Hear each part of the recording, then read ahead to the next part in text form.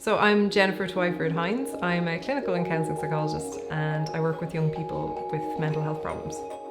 So if you're feeling an urge to self-harm, there are different types of techniques you can use if you are hoping to avoid harming yourself.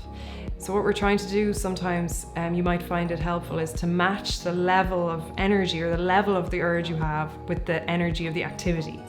There are certain physical techniques that can be useful, such as holding an ice cube in one hand and squeezing it really hard. That can be quite painful and numbing, and it can be quite distracting as well from the inner experiences you're having.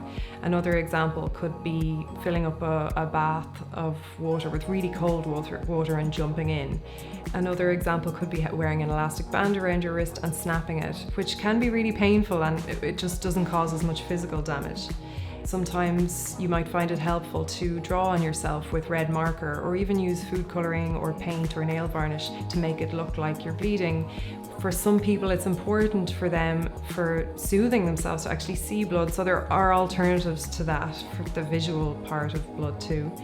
If the alternative is causing yourself physical harm, then using a food colouring or something like that, although it sounds kind of like a graphic thing to do, it's realistic for how intense the person feels at the time. So encouraging someone to do that who's already self-harming isn't necessarily encouraging them to harm themselves. It's harm reduction, basically. It's trying to be realistic. And if you're experiencing an urge to self-harm, you will know that in certain moments, more calmer or tamer techniques won't be effective. There's no point in even trying them. So you might as well try something that's creative. And because we're such kind of sensory beings, sometimes this association with self-harm is both the feeling of it and the sight of it too. And so it's kind of realistic, but I know it is hard to hear as well for some people. There are some things that if you are feeling in a kind of a less heightened state that might work too. An example is of 5, 4, 3, 2, 1. So I'll explain this a little bit more.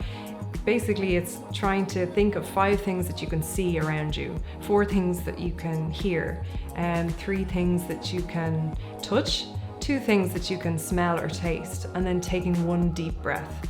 And it's kind of a quick way of grounding yourself in your environment. Another example might be to do 1 thing for 20 minutes. So just pause harming yourself for 20 minutes. Do anything, which that's washing the dishes, bringing your dog for a walk, setting a timer. After 20 minutes, do another thing for 20 minutes. And basically trying to delay it as much as you can to protect yourself.